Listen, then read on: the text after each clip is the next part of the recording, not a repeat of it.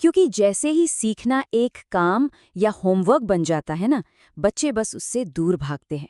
तो सवाल वही है, इसे एक मजेदार खेल कैसे बनाया जाए? तो इसका जो सीक्रेट है ना, वो कहीं और नहीं, हमारी रोजमर्रा की जिंदगी में ही छिपा है। मतलब, जब सीखना किसी अलग से करने वाले काम की जगह एक रूटीन का हिस्सा बन जाता है, तो फिर वो बोझ बिल्कुल नहीं लगता। चलिए देखते हैं, ये होता कैसे है। तो सबसे पहले आता है हमारा पहला कदम, यानी एक मजबूत बुनियाद तैयार करना। और इसकी शुरुआत हम करेंगे बिल्कुल सिंपल छोटे छोटे सेंटेंस से। जैसे कि आई एम हैप्पी या आई कैन रन। देखिए, ये इतने छोटे और आसान वाक्य हैं कि ये बच्चों का कॉन्फिडेंस एकदम से बढ़ा देते हैं। भाषा उन्हें कोई डरावनी चीज नहीं लगती, बल्कि कुछ ऐसा लगता है जिसे वो फौरन यूज कर सकते हैं। और सबसे कमाल की बात पता है क्या है? इसके लिए कोई अलग से क्लास या टाइम निकालने की जरूरत ही नहीं है। बच्चा खेल रहा है, बस कहिए आई कैन जंप। वो दूध पी रहा है, कहिए आई लाइक मिल्क। इस तरह से सीखना कोई बनावटी चीज नहीं, बल्कि लाइफ का ही एक नेचुरल हिस्सा बन जाता है।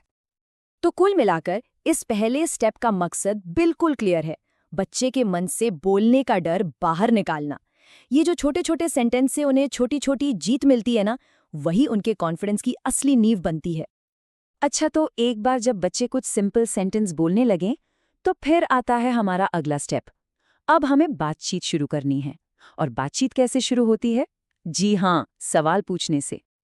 जैसे कि व्हाट इज योर नेम, और जवाब में माय नेम इज राहुल।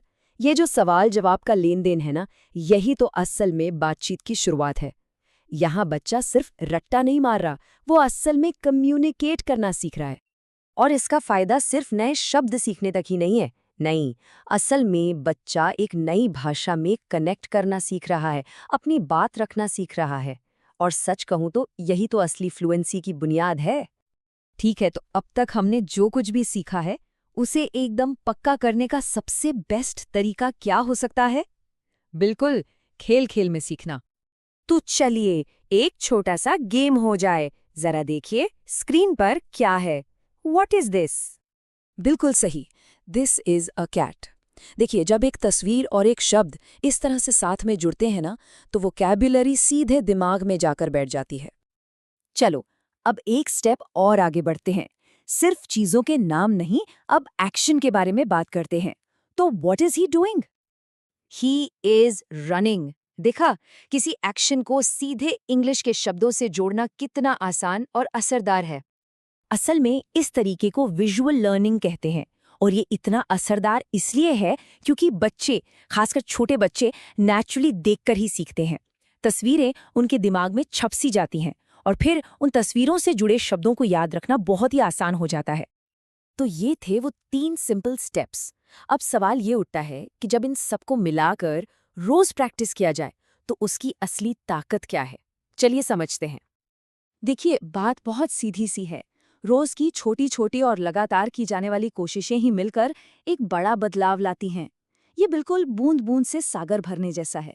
बस रोज थोड़े से सिंपल सेंटेंस, थोड़ी देर सवाल जवाब और कुछ मजेदार खेल, बस यही है कामयाबी का पूरा फॉर्मूला। और सबसे अच्छी बात, इसके लिए कोई घंटों की पढ़ाई नहीं चाहिए। रोज के सिर्फ 10 मिनट, जी हाँ, सिर्फ 10 मिनट से की गई शुरुआत भी काफी है। ये 10 मिनट का खेल और बातचीत कुछ ही हफ्तों और महीनों में एक बड़ा फर्क ला सकते हैं। असली ताकत घंटों में नहीं, बल्कि रोज करने में है, यानी निरंतरता में। तो चलिए, इस बातचीत को एक सवाल के साथ खत्म करते हैं। क्या ऐसा हो सकता है कि हम बच्चों को जो सबसे ताकतवर सबक सिखा सकते हैं, वो पढ़ाई या मेहनत नहीं,